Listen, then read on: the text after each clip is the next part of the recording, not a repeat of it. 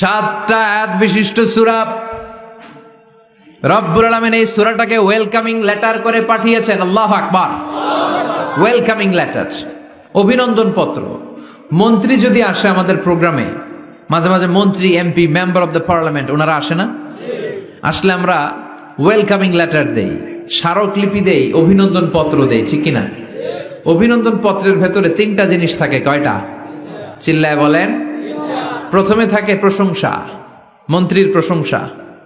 এরপর থাকে পরিচয়, এরপর থাকে দাবি দেওয়া। 3টা পার্ট থাকে একটা ওয়েলকামিং লেটারে। কয়টা পার্ট? প্রথমে থাকে প্রশংসা।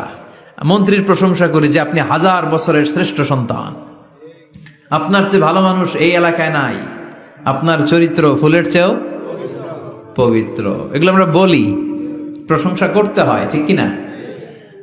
দ্বিতীয় পর্যায়ে থাকে ওয়েলকামিং লেটারের ভেতরে নিজেদের পরিচয়, আপনারা কারা।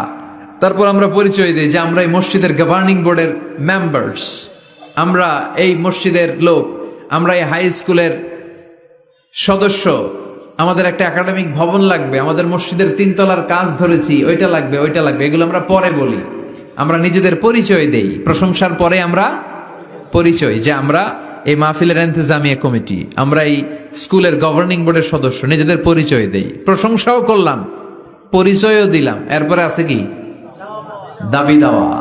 আমাদের দাবি মানতে হবে, নইলে গদি ছাড়তে হবে। এরপরে আমরা দাবি দেওয়াতে যাই। তো সূরাতুল ফাতিহাটাকে আল্লাহ তাআলা এরকম একটা ওয়েলকামিং লেটারের মতো করে পাঠালেন। আল্লাহ বুঝাতে চাইলেন প্রতিদিন পড়বি তো, এজন্য 3 ভাগ করে দিলাম। সুবহানাল্লাহ। প্রথম 3টি আয়াতে আমি রব্বুল আলামিনের প্রশংসা তোরা করবি। চতুর্থ আয়াতে তোরা তোদের নিজেদের পরিচয় আমার কাছে পেশ করবি। এরপরে শেষ 3টা আয়াতে তোদের দাবি দেওয়া বিনয়ের সাথে আমার কাছে পেশ করবি।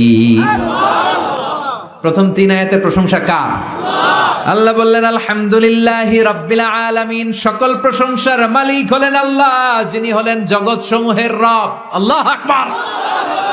হামদুন মানে প্রশংসা। হামদুন মানে কি? প্রশংসা কার? কম কম না বেশি বেশি? বিশ্বনবী মসজিদে নববীতে ইমামতি করছেন, আল্লাহু আকবার বলে নামাজ শুরু করলেন, কেরাত পড়লেন, রুকুতে গেলেন, রুকু থেকে দাঁড়িয়ে বিশ্বনবী পড়লেন সামি আল্লাহ। পেছন থেকে সাহাবারা ছোট্ট আওয়াজে গুনগুনিয়ে পড়লেন রব্বানা রব্বানা ওয়ালাকাল হামদ। এক সাহাবী নিজ থেকে ফিসফিস করে পড়লেন হামদান কাসীরান তাইয়িবান মুবারাকান ফি। 4টা অতিরিক্ত শব্দ নিজ থেকে বানিয়ে পড়লেন। কয়টা? 4টা শব্দ আমার সাথে সাথে আওয়াজ করে পড়েন। হামদান কাসীরান তাইয়িবান মুবারাকান ফি। আবার পড়েন হামদান কাসীরান তাইয়িবান মুবারাকান ফি। 4টা শব্দ। বিশ্বনবী সালাত শেষ করলেন।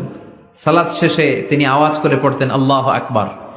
3 বার পড়তেন আস্তাগফিরুল্লাহ। এরপর আজকার গুলো পড়ে তিনি সাহাবাদেরকে বললেন, কে অতিরিক্ত 4টা তাসবিহ পড়েছো? দাঁড়াও, আমি তো এই 4টা তাসবিহ শিখাই নাই, কে পড়েছো? কেউ দাঁড়ায় না, ভয়। বিশ্বনবী অভয় দিলেন, দাঁড়াও, আমি কিচ্ছু বলবো না। এক সাহাবী দাঁড়ালেন, দাঁড়িয়ে বললেন ইয়া রাসূলুল্লাহ, আমি পড়েছি। বিশ্বনবী বললেন, কেন পড়েছো? এই হামদান কাসীরান তাইয়িবান মুবারাকান ফি, এই 4টা তাসবিহ তো আমি শিখাই নাই, পেলে কোত্থেকে? সাহাবী বলে ইয়া রাসূলুল্লাহ, ইয়া হাবিবাল্লাহ, আল্লাহর তাসবিহ যখন আমি পড়ি, আল্লাহর জিকির যখন আমি পড়ি, কম কম পড়লে আমার পোষায় না, আমার পড়তে হয় বেশি বেশি। এজন্য আমি নিজ থেকে আই ফেব্রিকেটেড দিস তাসবিহ, আমি নিজ থেকে এটা বানিয়ে পড়েছি।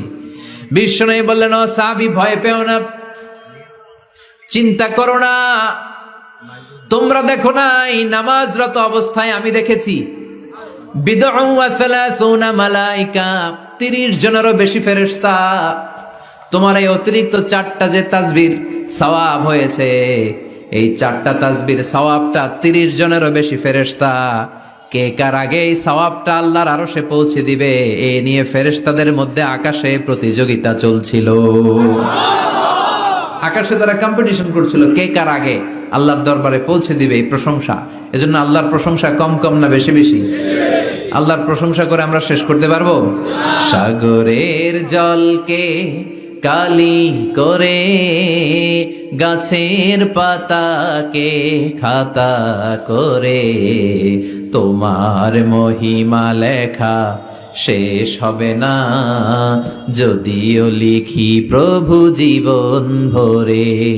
সাগরের জলকে কালি করে, গাছের পাতাকে খাতা করে, তোমার মহিমা লেখা শেষ হবে না, যদিও লিখি প্রভু জীবন ভরে। সাগরের জলকে কালি করে, সুবহানাল্লাহ পড়ে। উপমাটা খেয়াল করেছেন? মেটাফরিক, এটাকে বলে মেটাফোর, রূপক অর্থে মাজাজি ভাবে আল্লাহ বলেছেন সাগরের জল যদি কালি হয়, গাছের পাতা যদি খাতা হয়। পৃথিবীতে কয়টা গাছ আছে? পৃথিবীতে বাদ দেন, কুমিল্লাতে গাছের পরিমাণ কেমন? অনেক। তো কুমিল্লায় যদি অনেক হয়, বাংলাদেশে কেমন? বাংলাদেশেও অনেক। আচ্ছা, তো আফ্রিকার জঙ্গলের কি অবস্থা? সুবহানাল্লাহ পড়বেন না? এই সব গাছের পাতা যদি খাতা হয়ে যায়, সাগরের জল যদি কালি হয়ে যায়। পৃথিবীর সবচেয়ে গভীরতম সাগরের নাম প্রশান্ত মহাসাগর। গভীরতা, সবচেয়ে গভীর জায়গার নাম মারিয়ানা ট্রেঞ্চ, গভীরতা প্রায় 36,000 ফিট। দ্বিতীয় গভীরতম সাগরের নাম আটলান্টিক মহাসাগর। সবচেয়ে গভীরতম জায়গার নাম হচ্ছে পোয়েটোরিকো। এই পোয়েটোরিকোর গভীরতা প্রায় 33,000 ফিট। মহাসাগর কি পৃথিবীতে শুধু দুইটা? কথা বলেন। প্রশান্ত মহাসাগর, আটলান্টিক মহাসাগর, ভারত মহাসাগর, উত্তর দক্ষিণ, কত মহাসাগর, কত সাগর। এই আমাদের বঙ্গোপসাগর, লোহিত সাগর, ভূমধ্য সাগর, চায়না সাগর, কৃষ্ণ সাগর, সাগর আর সাগর। এই পৃথিবীর 70% শুধু সাগর, 70% শুধু হানি আর হানি, নোয়াখালীর ভাষায় পানি আর পানি। তো এই সব পানিগুলো যদি কালি হয়ে যায়, আল্লাহর কথার ওজন কি দেখেন।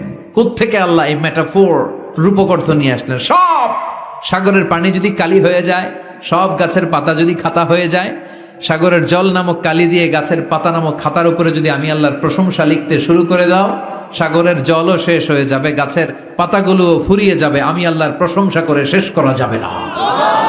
قُلْ لَوْ كَانَ الْبَحْرُ مِدَادًا لِكَلِمَاتِ رَبِّي لَنَفِدَ الْبَحْرُ قَبْلَ أَن تَنفَدَ كَلِمَاتُ رَبِّي وَلَوْ جِئْنَا بِمِثْلِهِ مَدَدًا। সুবহানাল্লাহ পড়ো। সব ফুরিয়ে যাবে, ফুরাবে না আল্লাহর প্রশংসা। এজন্য আল্লাহ আলহামদু দিয়ে শুরু করলেন।